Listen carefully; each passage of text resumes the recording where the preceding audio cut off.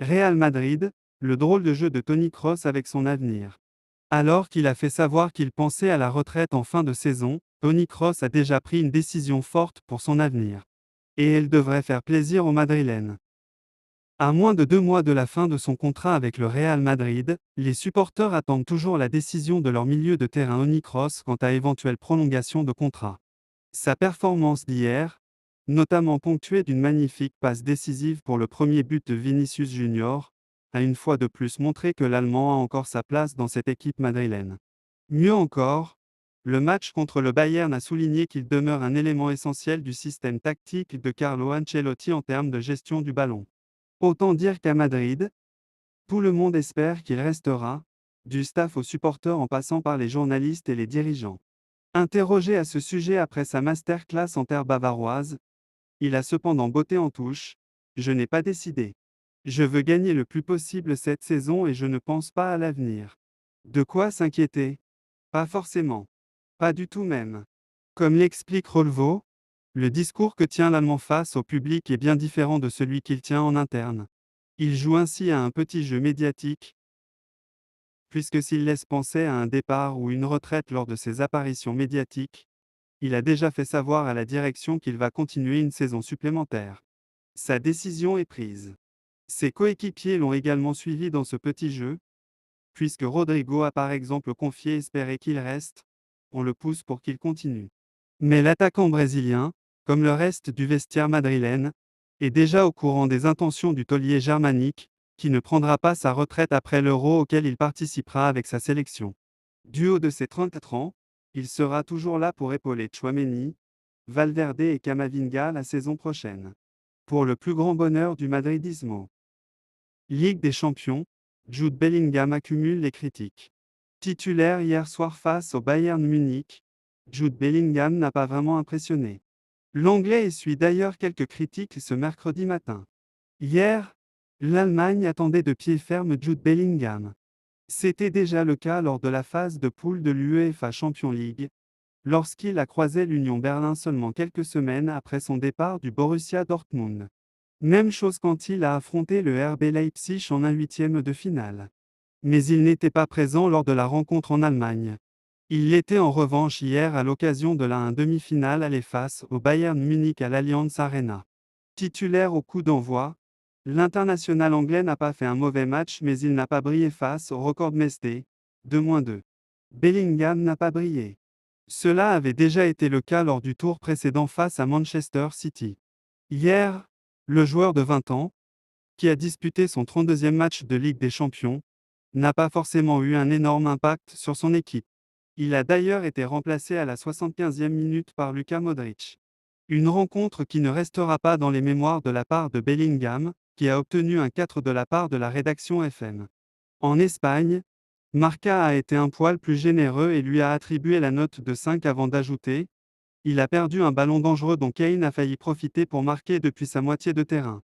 La publication ibérique a précisé ensuite: On est allé du moins au plus mais cela a manqué de précision. Le meilleur, c'est son action qui a obligé Mazraoui à écoper du carton jaune car il partait.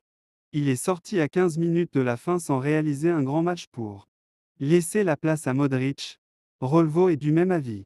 Bellingham a encore une fois traversé un événement important sur la pointe des pieds et traverse une période difficile sur le plan physique. Le constat est également le même pour As. Des critiques ici et là. Sa première mi-temps a été faible, même s'il se battait pour faire le lien entre le milieu de terrain et les deux Brésiliens. En seconde période, il a grandi en trouvant plus de place sur le terrain et le Bayern était plus compétitif. Mais il doit s'améliorer. En Angleterre aussi le numéro 5 du Real Madrid a déçu. Le Daily Mail lui a donné un 5,5 avant d'ajouter: Le meilleur jeune footballeur anglais était loin d'être aussi dominateur que nous le pensions. Remplacé après 75 minutes frustrantes pour lui. Malgré tout, Bellingham peut compter sur quelques soutiens dont Steven Manaman. L'ancien de la Casablanca l'a encensé sur GNT Sport. Luis Figo est entré dans le vestiaire. Ronaldo, El Fenomeno est entré dans le vestiaire. Zinedine Zidane est entré dans le vestiaire. Personne n'a eu un impact comme lui, Bellingham, et il l'a fait à l'âge de 20 ans. C'est phénoménal. Carlo Ancelotti a été moins élogieux mais il a défendu son joueur. Je pense que oui, il va retrouver sa meilleure version. Il a eu une blessure qui l'a affecté. Il sera de retour très bientôt et d'ici mercredi, il sera à 100% et il pourra montrer un meilleur visage. Real Madrid, la sortie amère de Carlo Ancelotti. Hier soir, le Real Madrid s'en est bien sorti face au Bayern Munich en Ligue des Champions. Mais ce match nul 2-2 n'a pas du tout été du goût de Carlo Ancelotti.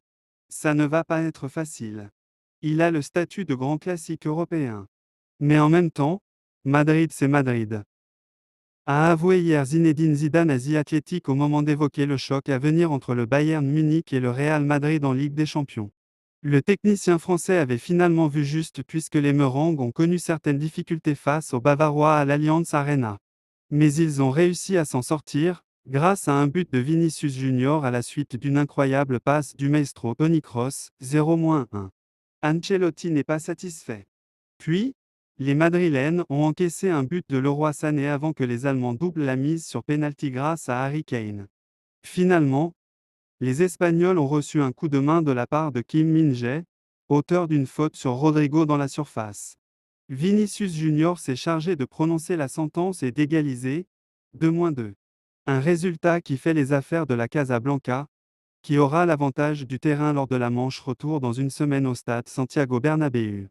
C'est le point positif de la soirée selon Carlo Ancelotti, interrogé après la rencontre d'hier. C'est un bon résultat qui nous donne de l'espoir pour le retour, a avoué le Mister. Mais il a surtout pointé les manques de son équipe, qui a su se montrer efficace sans forcément être très impressionnante. Un peu comme lors du match retour face à Manchester City en un quart de finale. Au niveau du contenu, cela pourrait être mieux. Notre meilleur moment a été le début de la seconde période et c'est là qu'ils nous ont marqué 2 buts. Le Bayern est très dangereux. Il a montré sa meilleure version et pas nous. Nous avons le temps de nous améliorer mercredi, a-t-il admis. Un Real Madrid décevant. Puis il a ajouté, je pense qu'en première mi-temps nous avons défendu avec peu d'intensité. Nous leur avons donné trop de chances de contrôler le match. En seconde période, quand ils ont pris l'avantage, nous avons commencé à mettre davantage de pression. Nous avions l'impression d'être à l'aise, mais l'intensité manquait. Nous avons perdu de nombreux duels. Nous avons bien fini le match. Il y a des joueurs avec beaucoup de qualité.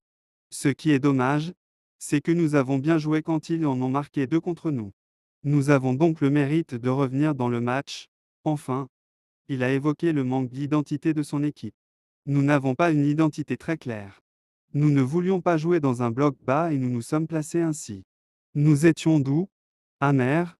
Ancelotti espère que son équipe rectifiera le tir dans une semaine à Madrid. Là-bas, la presse n'est pas impressionnée par ce Real.